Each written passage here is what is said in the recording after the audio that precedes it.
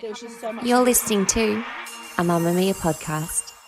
Mamamia acknowledges the traditional owners of the land we have recorded this podcast on, the Gadigal people of the Eora Nation. We pay our respects to their elders, past and present, and extend that respect to all Aboriginal and Torres Strait Islander cultures.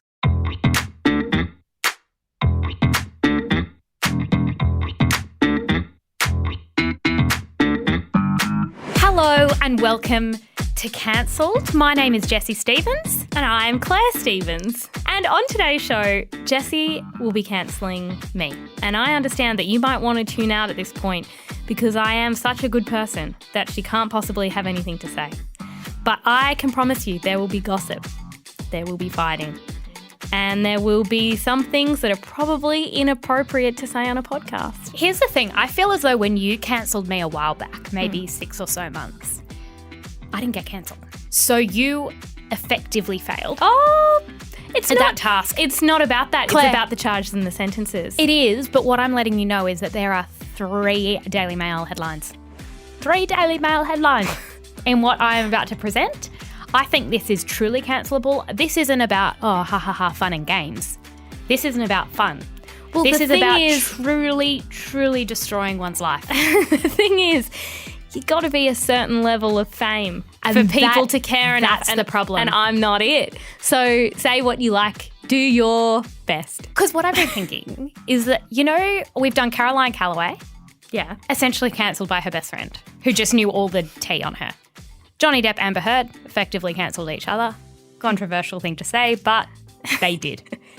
No one can cancel you like your family. Okay. We all hold secrets, and this is why we can't fall out with people anymore, because they'll be like, I've got a screenshot of a 2010 Snapchat. And it's not that you never wanted anyone to see. No, it was a different time. It was a different world, whatever. Doesn't matter. But what I have is, I kid you not, definitely 3 full-scale cancelable offences. I'm cancelling you. Because this show, it's really about the concept that literally everyone is cancelable. And to prove that, I will find the least famous, least impressive, weirdest one and cancel them to prove my point. The structure of today's courtroom is as follows. A victim mentality that can be quite toxic. You know how when someone gets cancelled, you have to bring in other evidence. So it all becomes like, oh yeah, and she's lazy. You got to bring in personality flaws. Obviously. So we've got to establish the personality flaws before we elevate to cancelable offences. Specific incidences. Yes. Fashion crimes, which leads to point number 1 of Daily Mail headline, which is regarding a costume at a dress-up party. Okay. Then we've got, relatedly, all the times you've tried to become a completely different person. I disagree with the premise of that. More about embarrassment. 2, and this is the second Daily Mail headline, the time you were rushed to hospital regarding a self-induced act that was particularly embarrassing. Okay. And then number 3 Daily Mail headline will be regarding a series of mistakes you made at work, but there is one in particular that was poorly timed. All right. Okay. You are playing the role of the defendant in that you are Clare. And you are not entitled to any representation. Do you accept? Yeah, I can't afford it. So, yeah. Number 1 point, to lay the foundations. You have a victim mentality. One of the worst qualities in a human being. Okay, explain. In my episode, you spoke a lot about me eating all the nutrients in the womb and, you broke my leg, and it's all very indicative of what I refer to as a woe is me attitude. I would argue that you were already guilty of a crime before birth, and that crime was hogging the spotlight. Now, Jessie, you were born double my size, and before that, you did try to spread out and take up the whole womb because you decided you finally had your own space. So I was born, and then you were like, woohoo, that crazy girl's out, and you spread out, and then your elbow got stuck in mum's vagina. I would like to formally accuse you of stealing nutrients in the womb and also violence against mum. I'm actually not even going to go into our childhood here because you covered that and you framed it all as I am a victim bullied by my bigger twin. You started wearing glasses in primary school because of an alleged astigmatism, which I remember rolling my eyes about at the time. I did get my eyes checked recently and there was nothing wrong with my eyes. So Didn't you get glasses again though? I think now I was long-sighted, Yeah. the one that's caused by looking at screens too much. Okay. Anyway, whatever was wrong with my eyes as a kid is not wrong now, and they were confused when I explained that I had glasses It's as a child. self-corrected, and that's what happens when you come from a family of 4 children and the other 3 children say, you look like a nerd with your glasses. And then we sit on them and go, no, don't wear them. Your face is too small. Yeah. So I probably just couldn't see for just a couple of years. Yeah, it's self-corrected. It explains a lot. I remember the time that Jack tossed a piece of metal behind him as a kid and your forehead got in the way. Yeah. And you ended up with a scar. I think he did the same with a bat. Anyway, that's going to come up my again God. later. Yes. And once Nick was brushing his teeth, that's our brother, in the bathroom, and his toothbrush somehow got into your eye and you got a scratch cornea. Yeah. So get your eye out of the way of someone's toothbrush. No, I don't think that this is about having a victim mentality. I think this is about some serious traumas happening in my life. That really hurt. A toothbrush in your eye. I remember thinking it was just toothpaste. There was a big period where I went, it's okay, it's stinging, because you might notice that toothpaste does react with water when you put it under. Yeah, there's a bit of a reaction. Yeah. And so I thought, well, it's just in my eye and the water from my eye is reacting. The packaging would say don't put it in your eye. And if you do, wash it out. Yes. With some water. So but if stinging persists, see your doctor. So I tried to rinse it, rinsing, still in a lot of pain. And I think maybe Mum could see there was damage because she did call the Poisons Information Centre. Okay. And Mum, you would know, Jessie, was not someone to take ailments seriously. There must have been, I wouldn't say blood, but an obvious scratch. Well, that's some examples of the victim mentality. I'm now moving on to fashion crimes. I also fainted a lot, like one of those fainting goats. Yeah. Come on, girls, get up. Uh-oh. What did you do? They play dead? They play dead.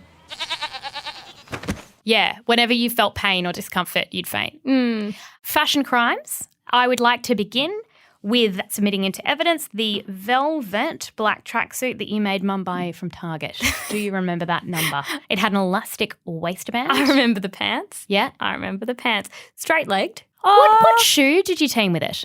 I think they could have been a flare now that I think about it. I think they were a flare. Some kind of chunky foam shoe. Okay. And I think there was some blue glitter. Yep. I remember dark blue glitter. You were partial to a bedazzled jean. So the bedazzled, what I call the crossroads jean. Yep, or the glitter jean. Yes. Oh, you had a glitter jean and a bedazzled jean.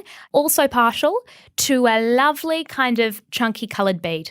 Oh, gosh, But yes. layered. Oh, So always we've got layered. gold, we've got bronze, we've got red. So on Christmas you'd wear red and green. Oh, obviously. But I have something to add about those velvet pants. I was bullied for them. And as you mentioned, I did have a matching velvet long sleeve top. I thought it was in a moo cow print. Oh, maybe. I think it was in a moo cow print. Oh, my God. It was a moo cow print. But I got so bullied that I never went ahead with it. I never went ahead with it. I wore the black velvet pants on their own, but I thought... Not as a pair. I thought if I'm being bullied for the pants, I think the pant-shirt combo too much. tip people over the edge. It was moo cow appropriation. Yeah. Because you look like a bloody cow. Okay. I'm submitting my first piece of evidence and I'm going to ask you to describe what is in the image that I am currently sliding over to you. That is Marie Antoinette. It's Marie Antoinette. Second piece of evidence. Can you please explain what you are dressed as in this image? That was our 21st. Yep. And I was dressed as a Slushy Marie Antoinette. Marie Antoinette. Now, what's the problem? I didn't look good that night. You know how you look back You and know what think, you've got? A chunky bead. I've got a chunky bead, but I've Oh, also well and got truly out. more fake tan on the face than on the body, which was always an error. That's one of the... You'd rather have more on the body than the face. I mean, that's... It was always going to be one or the other. But I remember thinking Feeling that night, ugly. I remember thinking, haven't nailed it. It's my 21st. I've been thinking about this and I am fully aware that I haven't nailed the hair, the makeup or the outfit. So this is the thing. And were you distinctively Marie Antoinette? No. No, not More enough. slutty 1800s vibe. Yes. We had a history-themed 21st, and we won't discuss what some people went as because they deserve to retain their employment. But you went as Marie Antoinette, a symbol of white privilege, French aristocracy, disdain for the poor and the working class. She, and by extension you, was guilty of conspicuous consumption, her lavish lifestyle a symbol of the unchecked extravagance of the French elite. She gambled away the palace's money while her kingdom starved. Her husband, you may not know this, but you should because you dressed as her that night, her husband had a broken penis. Allow me to explain. Historians believe the king suffered from something called phimosis, in which a tight foreskin can cause painful erections, which he eventually fixed with surgery. You know what she did? She cheated on him. Yeah. She grew impatient. She had some orgies. Oh. We're not sure, but we think that that's what she did. She was even accused of sexual assault at one point, sexually assaulting her own son. It was disproven, but the allegation was made. What do you say for yourself regarding your choice of costume 10 years ago? I was wearing it ironically. I knew all of that. I was taking down the monarchy by what I was wearing. And I would also like to say a couple of things. Firstly, I'm evidence of conspicuous consumption. You want to see where we had our 21st? Because there was a pit in our backyard that used to be a trampoline and it didn't get filled in time for our 21st. So if you fell in a pit during our party, I'm sorry. Does that sound like okay, so what if you were dressed as Hitler? I was not dressed as Hitler. Well, yeah, it was the French Hitler. I profoundly disagree. I think Marie Antoinette was slightly maligned by history, and if she had been a man, she would have been a hero. So you hate poor people? No, that is not what I said. But I also have another Marie Antoinette thing that I think about in my life, which is when I was a child, I noticed that I had a particularly large forehead. And I read a fictional thing that was like Marie Antoinette's diary. And at the back, it had some actual facts about her. And it said that it was fashionable to tie your hair back really, really tight and to almost shave the front of your head, or at least tie it back so hard Wasn't that the a hair small broke. forehead a sign of inbreeding? Yeah, so you wanted a big forehead. Anyway, I spent most of my childhood and adolescence wondering, did mum tie my hair back too hard as a kid and all the hair along my hairline broke and that's why my forehead was too big? Okay. So I thought me and Marie Antoinette had that in common. We didn't. I just have a very large forehead.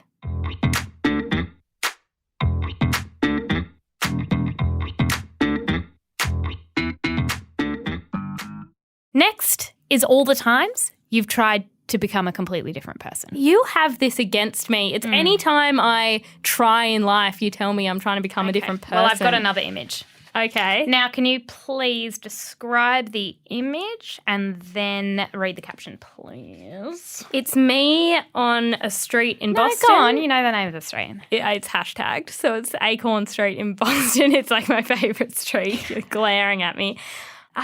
Come on. I didn't brush my hair that day. Okay, what's the caption? Favourite street in Boston. Hashtag Acorn Street. Hashtag Beacon Hill.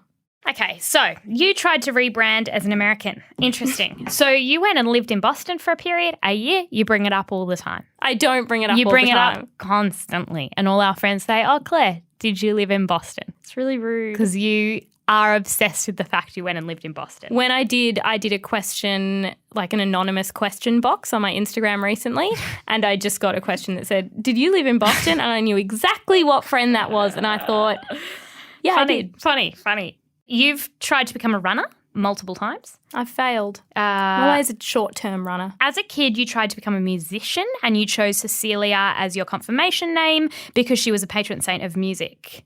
And you can't hold a note. No. You became the editor of Mamamia and one time you wore a blazer. And I was like, no. Did I? Yeah. And you came in with like a black leather bag and I was like, go and change. Immediately everyone hates you. Hold on. You're saying this, you wore a blazer last week. And Yeah. I said, that's embarrassing. You look like you're trying and I hate it. You did it when you became the editor. I don't remember that. And you wanted to I dress don't like own a leader. blazer. Okay. I'm now moving on to proper cancelable offence. Number 2, Daily Mail headline level. Claire, may you please describe what is seen in this image right here, please? That is a close-up of my face with what can only be described as an expression of pure terror and or horror. Yep. And that was taken in hospital when I awoke after getting so drunk that I was hospitalised. And you had a drip in. Yeah. Did you want to tell the story? I think you should tell the story. Okay. You should tell the story about what happened, I believe we're 2020. The issue here is really the absence of crimes, because what had happened was that during lockdown I hadn't had a drink because we just didn't have alcohol in the house. Humble brag until you hear the end of this story. Yeah. And so being the wholesome, healthy people my partner and I are, we just didn't have a drink, didn't think of it. And so then it got to the end of lockdown. And First lockdown. End of the first lockdown, our lovely friend said, I'm organising a girls' lunch for us to celebrate. Bottomless. A bottomless rosé lunch. And I thought, how lovely, that'll be great. I'll have a tipple. I'll have a small glass. I'll have a small glass and something to eat. A little taco. Anyway, so we go to this place in Bondi. There's about 10 girls. There is a photo in the paper because somehow... Girls celebrating end of lockdown. Yep. And I don't know how much I drank, but it was too much because I do remember getting like a margarita. So we drank there. It was bottomless. I don't think you ate a whole lot. You were too excited by the vibe, the socialising, the meeting, the new people.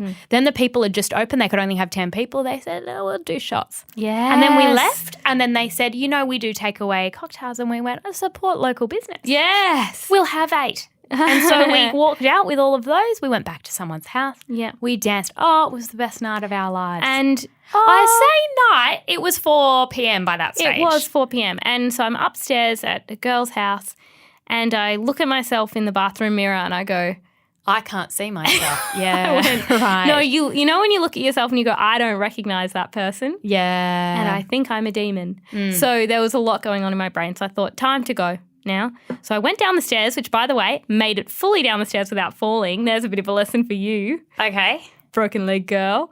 And I messaged my partner in my drunken state and said something incoherent. That meant pick me up, emergency.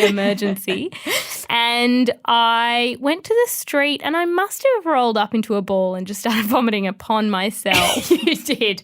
When I found you, because I was sitting on a balcony and a man who I thought was a homeless man kept yelling at me. And I was like, I don't know if this is appropriate to say. I know I look good, but please, sir, please, I'm just trying to have a conversation with a friend. And I did learn after about the 4th turn, he was saying to me, someone with your face is on the ground going full exorcist. Yeah. There's vomit everywhere. She could potentially be dying. And I come down and there's children pointing. There's families trying to enjoy what is a lovely Saturday afternoon after lockdown. It's 5 p.m. The sun is out. And you've got somebody whose head is turning 360 degrees and she is vomiting. There's green in her hair. There is green on her clothes. And I went, I don't know much because I am one standard drink from being in her place, but I think I need to get this woman home. Yes. So I tried to book an Uber. I don't know what I expected to do when I got you in there. I tried to get you up. Oh, you fell. You just were just a little floppy rag doll. And then your partner, it turns out, knew where we were for lunch. He stuck his head in and he said the words, where did they go? And the man said, that way. And he knew what he meant. And then you got in the car, you vomited on his lap, you vomited on the gear stick. Yeah. You vomited everywhere. Our dog was in the car because Rory hadn't thought it was that bad. Yeah. But it was bad. Caesar was like, Mum. We went to the hospital, which, pretty stressful time to be a doctor in the middle of a global pandemic. And we're like, oh, do you have COVID? No. She drank too much.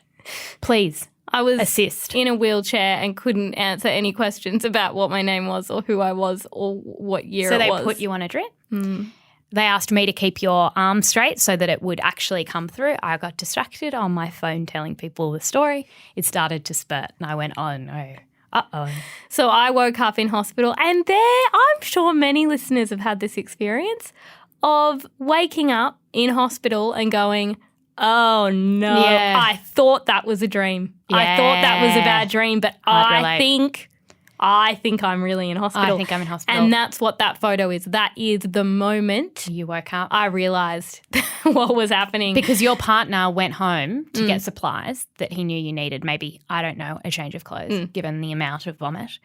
And he just bought 45 pads. You didn't have your period. That was really sweet. But he just went, what does a woman need? I don't know what her body's doing at this stage. No, exactly. Because everything's coming out of many orifices. So maybe she'll need a pad. She'll need that. It was very, very thoughtful. Yeah. So what we did have was the editor of a major digital publication, there I said it, hospitalised. I think you probably should have been arrested as a public nuisance. Yeah. I reckon I was close to being arrested for, what do they call it? Is it nuisance? I think it's public nuisance. Because it is annoying. Because you can't urinate on a street. You surely can't vomit on a street. Outside Messina. Messina's a beautiful ice creamery. What if someone listening saw me? They might have, and they might message and say, I saw you, and I hope that they do. Which brings me to your work crimes. Your work crimes. And these are things you have done as part of your job. I'm basically going to put them to you, and then you can do a bit of an explanation. All right. I went through your byline to have a look at some of the stories you'd written in your time. Okay. I'm going to read out a bunch of headlines attributed to one Clare Stephens. What did Flume do at Burning Man? He ate a butt. Let us explain. I remember You studied psychology at university. he ate a butt. That footage, sorry, but I stand by that. If that happened today, I'd do a different headline. It's not a great headline, not my best work, but that needed to be explained. There was a butt, and a festival butt. This is what Merlin from Big Brother looks like now. Again, you have it. Really? I found him on LinkedIn. Isn't that just a picture? Like it could have been a social play. Again, not a great headline. I Okay. think it was more what's he doing now, because he does look very different though. And that's always a surprise. Sonny, who's a dog, this is all in capitals. Sonny's best friend is a brick, and if you're not crying, you're a monster. I hate you. I didn't write that headline. I did not write. Did I pitch the story? Sure. I said It was a dog who was best friends with a brick. I saw a thing on the internet and this dog's best friends with a brick. It's breaking news. But I would have had a headline like that wasn't wholesome. You know me. I'm not wholesome. I'm not corny. Aren't you? Do you want me to read the next one? The life of Debbie the cockatoo has tragically come to an end. Who is Debbie the cockatoo? I have no idea. Who is Debbie the cockatoo? And the feature image was a very dishevelled cockatoo. And I was like, I don't know Debbie. I don't know how anyone knows that's Debbie.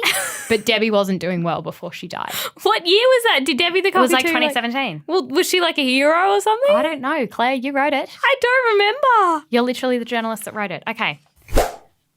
This one makes me hate you so much. The sad story of the cheapest and most expensive eyeliner I've ever bought.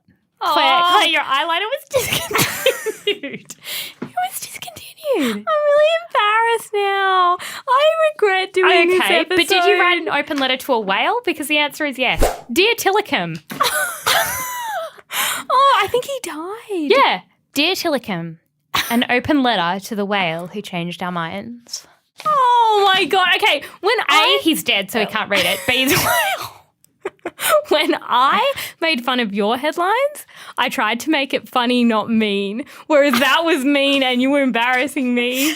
Okay, this is the final one I would like to bring up with you because this is cancelable. And in fact, Mamamia as a business has kept this really under wraps because it's mortifying as a business. I think we might have discussed this maybe briefly on the podcast before because there was an incident at the end of 2019 where you got stuck in bushfires. Yes. Very, very traumatic. You then did a WISE course because you were like, I want to give back and I want to save some animals. Yeah, that was a great day. I think about that a lot. It was within that context that you continuously for weeks pitched bat content. Yeah. Because you got quite into bats. It's because I was very scared of them. I'm still scared of them, but we did see a bat. They have like a bat kind of carcass thing and they show. But what it is that one, there are bat people, which I had never known. Yeah. And my little group at WISE, like my training group, the leader was a bat person. Okay. And by looking at her, you knew she was a bat person. Okay. And she was explaining just how important they are to the ecosystem. And I got really into it. Pollinating. Yeah. And you were saying, well, we need the bats. We and I need was like, bats. I'm not killing them. So it's not like Oh, but you are, because what happens is they get stuck on all the electricity lines and stuff. So it's not my basically fault. urbanisation is just not doing well for bats. Survival of the fittest. It's going to electrocute them and it's an electricity line. Why aren't they communicating that? Anyway, you wrote a story in February 2020. Mm-hmm. I repeat, February 2020 with the headline, I need to talk about bats, the underrated puppies of the sky. And they were really cute photos of bats. How did it perform for traffic? that well, but it went pretty well for engagement. As in, there were quite a few comments of people being like, oh, they do have kind of cute faces. There were like 3 comments. They were all the people you did your wires course with, and about 60 people. Like, it was. Okay, well, how about this? They have feet and toes, and they're cute. And why do they have feet? Just out of curiosity, I've just got this in my notes. How cute was COVID, the pandemic that they allegedly helped spread? Did you think that was cute? So what you're saying is that my bat content was ill-timed. Yes. Is that what you're alleging here? That's what I'm alleging. I'm putting that on the record. Well, I'd like to say I didn't know. That Mamamia wrote what can only be described as a puff piece. Pro-bat. A pro-bat puff piece when a virus had started in Wuhan. The dominant theory is that it was to do with bats. Evil bats is how I've heard it. Because, yeah, they pollinate. You know what else they do, Claire? They spread things, such as coronavirus. Before we get to charges and sentences, I just had a few things I wanted to read out to you. Oh, this doesn't normally happen in a courtroom. Well, firstly, I'd like to say, where's the jury? But, Claire, we do this every week. We never have the jury. The jury is other listeners, and they're going to give us their input. I have a few things to say. Okay. I didn't mean it. When you know better, you do better. Oh. What about forgiveness? Okay. And then, sorry, I have a number of quotes about forgiveness. Oh. To forgive is to set a prisoner free and discover that prisoner was you. What? The weak can never forgive. Forgiveness is an attribute of the strong. Mistakes are always forgivable if one has the courage to admit them. I've admitted them. What are you asking for forgiveness from? This is from Mark Twain, and I don't understand this one. Okay. Forgiveness is the fragrance that the violet sheds on the heel that has crushed it. What I want to say is that I have earned your forgiveness. What forgiveness from what? What are you asking for forgiveness from? All of it. Okay. All of it. Mostly the headlines. Oh, Dear Tillicum was I pretty... have to say, I do not think the evidence against me is that bad. Go on with your charges and sentences. Can I just add another point? You're bloody boring. Oh, okay. Very boring girl. I tried really hard, and a lot of it was like, oh, you know, you're getting engaged to your first boyfriend. I'm like, I don't know. Okay. Sorry. Sorry. Do you have a charge and a sentence? Not yet. You go. Okay. My charge. Promoting bats at a time of great bat upheaval. Not acknowledging the complexity of bats as an animal that can spread disease. Perhaps even encouraging people to pat bats. You know what you did? You made a connection between bats and puppies. You know, oh, they're the puppies of the sky.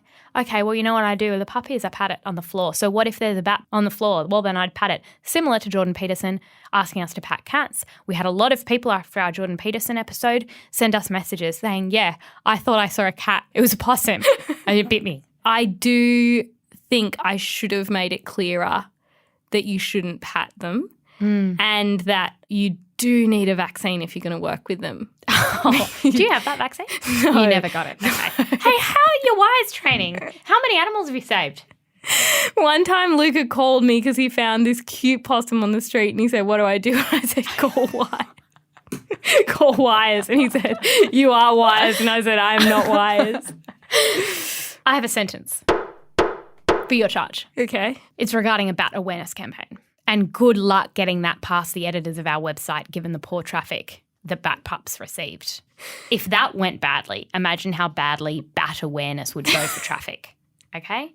But what you must do as part of your sentence is every day you have to pitch a new bat awareness angle. What do you mean, like awareness around what? Around bats? Like the vaccine angle? Yes, but I'm trying to think about how you would headline it.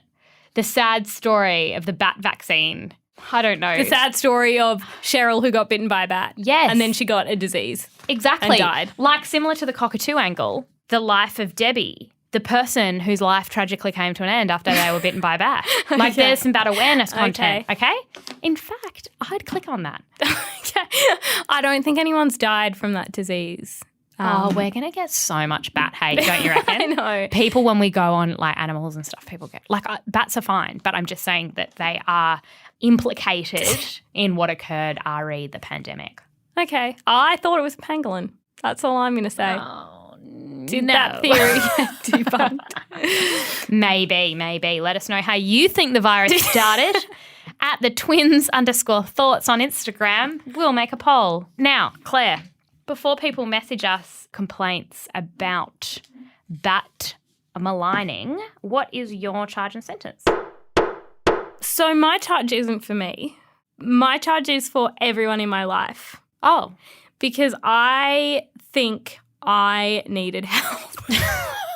When? At various points. For example, I'm really short.